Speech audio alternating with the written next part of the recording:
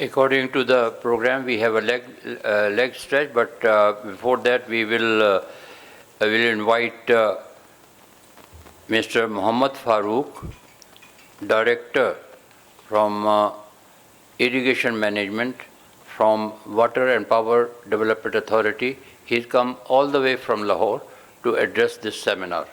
Mr. Muhammad Farooq.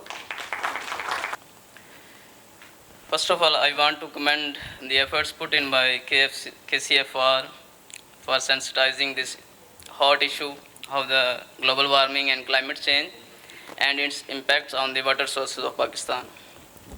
So now coming towards my today's topic, I will talk on WAPDA's role in mitigating climate change impacts on water sources of Pakistan. So we have heard a lot of issues due to climate change. So I will try to briefly explain what WAPDA is doing in mitigating these effects. Could you put some lights off to make it visible?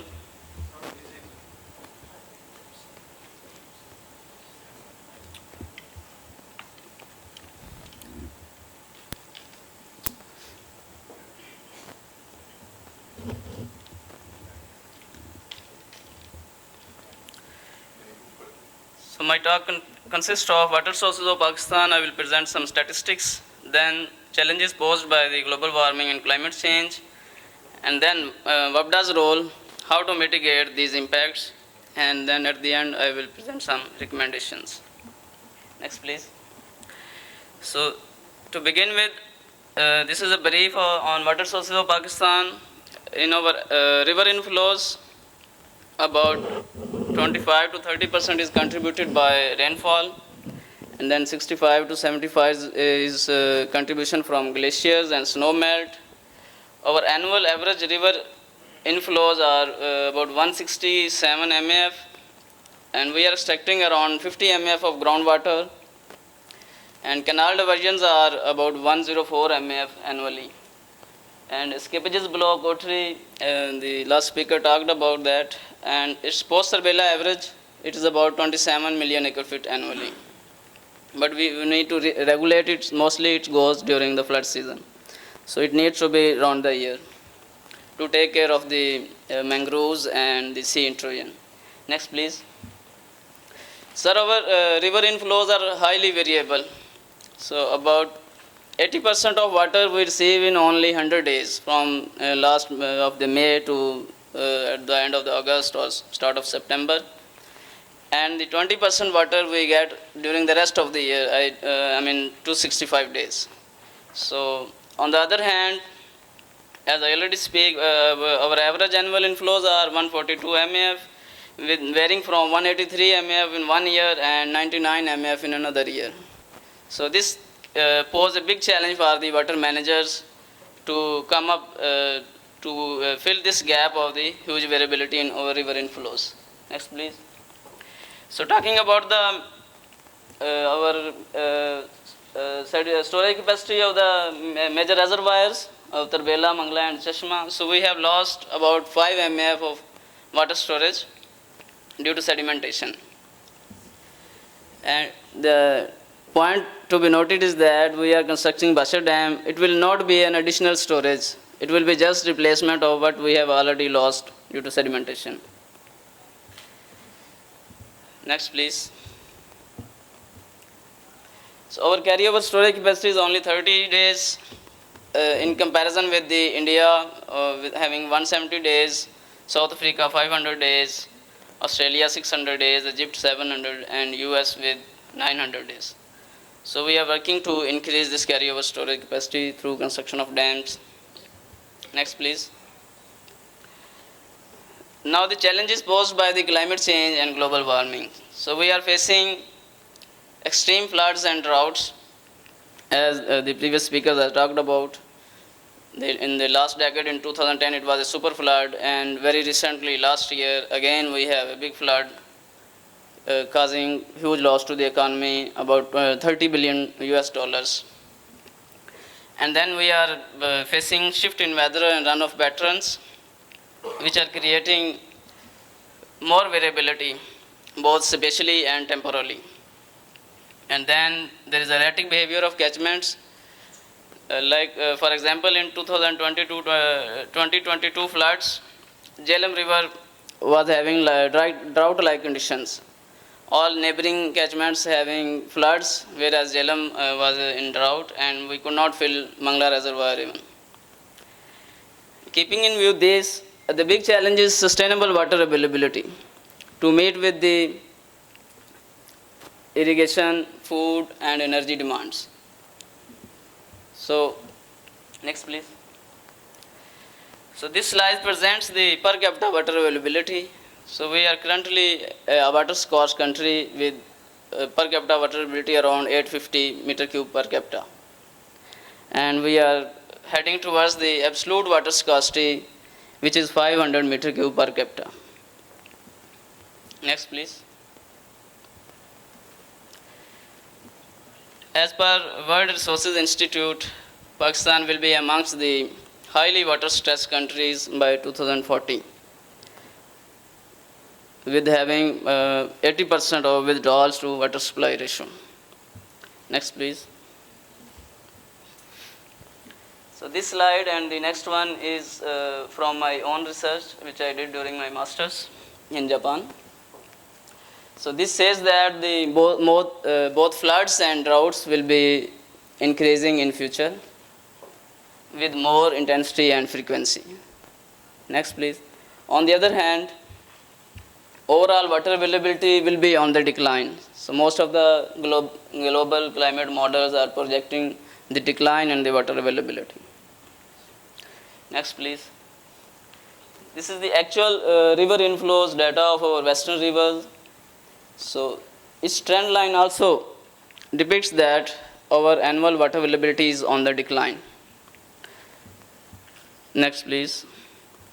So now I will talk about what WAPDA is doing to counter these impacts of climate change and global warming. So to manage something, we have to measure it, or we need to know what we have. So to do this, we are monitoring the water sources of Pakistan, especially in Upper Indus Basin. So we observe, collect, analyze, compile, publish, and share stream flows, sediment, water quality, and climate data. And this data is being used for planning and design of the future water and hydropower projects, operation and maintenance of existing projects, and then forecasting and projections, and research activities in this field. Next, please. For this, we have developed an extensive networks in the catchments of our major rivers. The left figure is the glacier monitoring stations in the Upper Indus Basin, and the right one is the stream gauging stations in the main Indus and its tributaries. Next, please.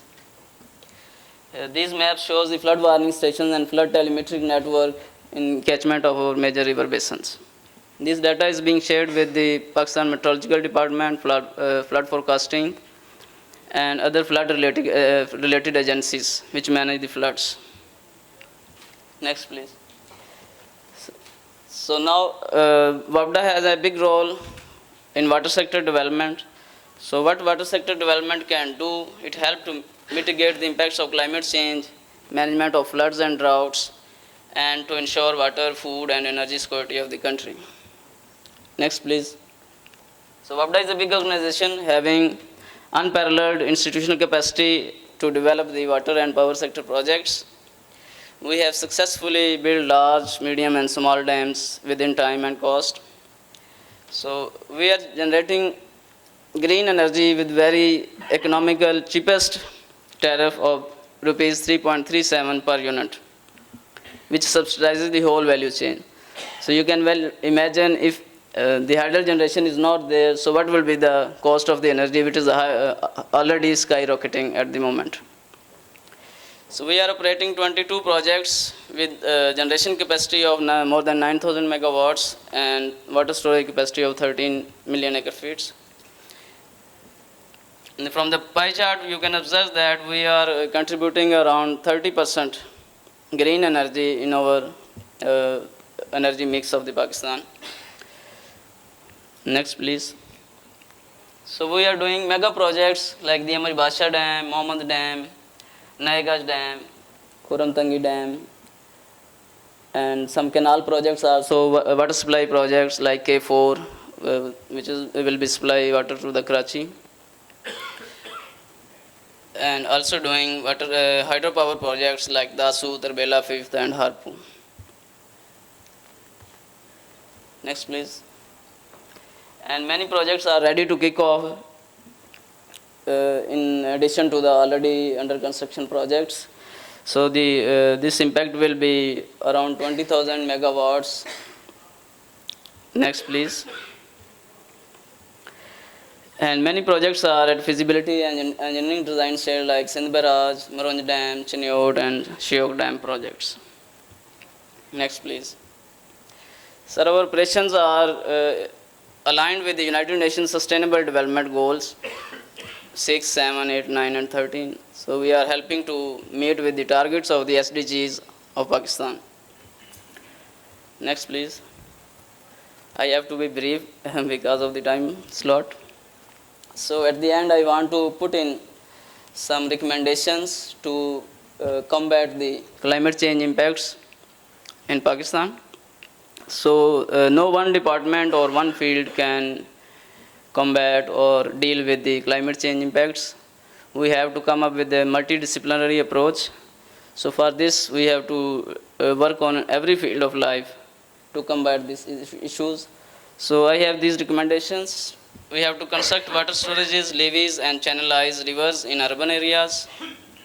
We have to invest in high efficiency irrigation system for conservation of water. And we have to strengthen early warning and flood forecasting systems. We have to enhance infrastructure resilience. We prepare hazard maps and build evacuation centers and promote community engagement and awareness. This aspect is very important. We have to engage communities and aware the masses regarding the impacts of the climate change. So with this, I want to finish my presentation. Thank you all for bearing with me. Thank you.